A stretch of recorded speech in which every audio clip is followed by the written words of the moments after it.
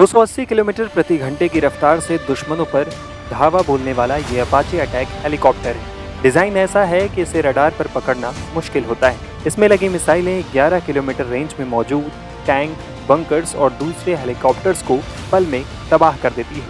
Hydra rocket से सटीक target पर निशाना साधा जा सकता है। अपाचे के निचले हिस्से में लगी मशीन गन 1 मिनट में 600 से 650 राउंड तक फायर कर दुश्मन को न सिर्फ तितर-बितर कर देता है बल्कि भारी नुकसान भी पहुंचाता है। अब यह हेलीकॉप्टर भारतीय सेना की ताकत बढ़ाने जा रहा है।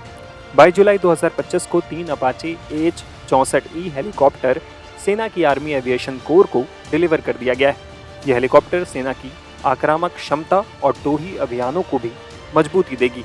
बता दें कि साल 2020 में जब अमेरिका के तत्कालीन राष्ट्रपति डोनाल्ड ट्रंप भारत आए थे, तब दोनों देशों के बीच भारतीय सेना के लिए 6 अपाचे हेलीकॉप्टर्स खरीदने का $600 मिलियन का सौदा हुआ था। इसके तहत पहली खेप मई-जून 2024 तक भारत आनी थी, लेकिन ये अब जाकर भारत पहुंची।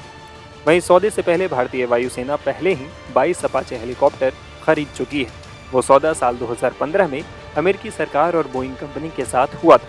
अपाचे हेलीकॉप्टर्स अत्याधुनिक टारगेटिंग सिस्टम से लैस हैं, जो दिन रात और हर मौसम में लक्ष्य का सटीक डेटा मुहैया कराते हैं। इनके पास नाइट विजन नेविगेशन सिस्टम भी है, जिससे सेना की आक्रामक क्षमताएं और भी प्रभावशाली होंगी। ये हेलीकॉप्टर्स भारतीय सेना की ताकत में कितना इजाफा करेगा, आइए एक्सपर्ट से जानते हैं।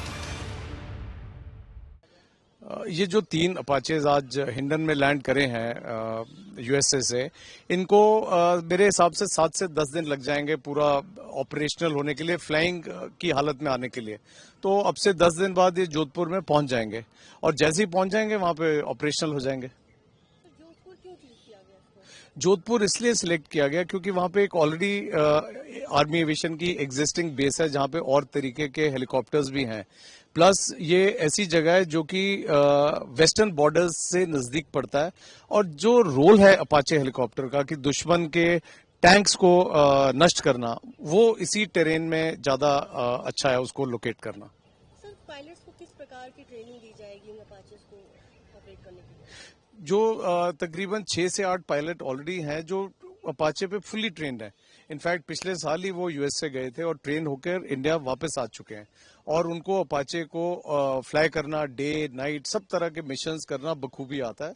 तो इतना पूल 3 हेलीकॉप्टर्स उड़ाने के लिए काफी है, और अब ये पायलट्स बाकी पायलट्स को धीरे धीरे ट्रेन करेंगे। सर, क्या लगता है आपको इस चीज से हमारे जो रेड लाइंस है, जो सीमा सुरक्षा है, वो कितनी ज्यादा ये स्ट्रेंथन होंगी? और साथ ही क्या ये जो पायलट्स जो हमारे पास ऑलरेडी है अपाचे, जो इंडियन एयरफोर्स के पास, क्या आर्मी का उससे अलग है, कोई डिफरेंस है? जो अपाचेज एयरफोर्स के पास हैं वो बिल्कुल सेम है जो इंडियन आर्मी के पास भी हैं, और रोल में भी कोई ज्यादा फर्क नहीं है। इनफैक्ट लड़ाई के दौरान एयरफोर्स के अपाचेज और आर्मी के अपाचेज मिलके एक ही मिशन अकम्प्लिश करेंगे, और डेफिनेटली अब 22+6 28 अपाचे से हमारी इंडियन आर्मी का जो स्ट्रेंथ है वो डेफिनेटली बढ़ गया है, और एंटी टैंक वॉरफेयर के लिए ये अपाचेज बहुत उम्दा एयरक्राफ्ट है। अपाची जो हेलीकॉप्टर दुनिया का सबसे एडवांस्ड और सबसे बेहतरीन अटैक हेलीकॉप्टर है, जो फुली एब्सोल्युटली बैटल टेस्टेड है, और इसने हर लड़ाई में बहुत शानदार तरीके से काम किया है।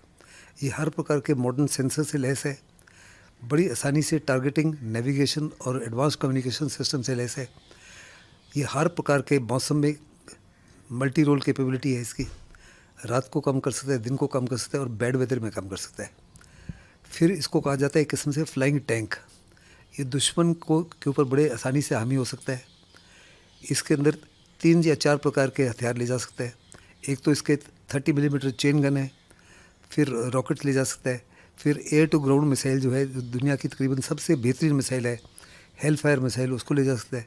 Air to air stinger missile ले जा सकता है, और इसको 100% डोमेन अवेयरनेस है।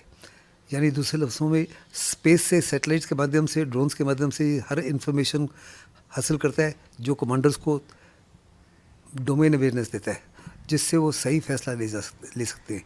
इस स्क्वाड्रन को जोधपुर में डिप्लॉय किया जा रहा है, और वेस्टर्न फ्रंट में both for defensive operation and offensive operation ये बहुत ही लाभदायक हो हिंदुस्तान की फौज के लिए। ये रिकॉनेसेंस के लिए, सर्वेलेंस के लिए उच्च दर्जे का प्लेटफॉर्म है। और दूसरा, it's known as a tank killer. और SCAD ऑपरेशन, किसी भी लड़ाई से पहले आपकी कोशिश होती है कि दुश्मन के एयर डिफेंस सिस्टम्स को और एयर डिफेंस रेडार्स को बर्बाद किया जाए। तो SCAD का ये सबसे बेहतरीन प्लेटफॉर्म है दुनिया में। इसके आ जाने से हिंदुस्तान की जो क्षमता है और ताकत है, खास करके वेस्टर्न फ्रंट पे, राजस्थान, गुजरात, पंजाब वगैरह में बहुत ही उछाल आएगा।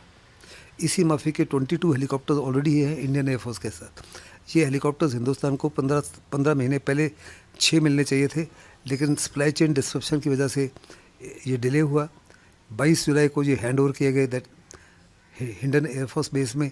अभी इनको शिफ्ट किया जाएगा। पहला स्क्वाड्रन जो है 15 महीने पहले बना दिया गया था जोधपुर में, लेकिन उनमें कोई हेलीकॉप्टर नहीं थे। अभी ये 3 हेलीकॉप्टर जो है जोधपुर शिफ्ट किया जाएगा।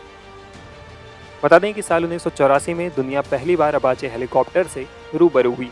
इस साल इसे अमेरिकन आर्मी में शामिल किया गया। बोइंग की वेबसाइट के मुताबिक फिलहाल अमेरिका, भारत समेत 17 देश अपाचे का इस्तेमाल कर रहे हैं। साल 1991 में ऑपरेशन डेजर्ट स्टॉर्म के दौरान अपाचे ने इराक में भीषण तबाही मचाई थी। इसे देखते हुए इराकियों ने इसका नाम ब्लैक डेथ रख दिया था।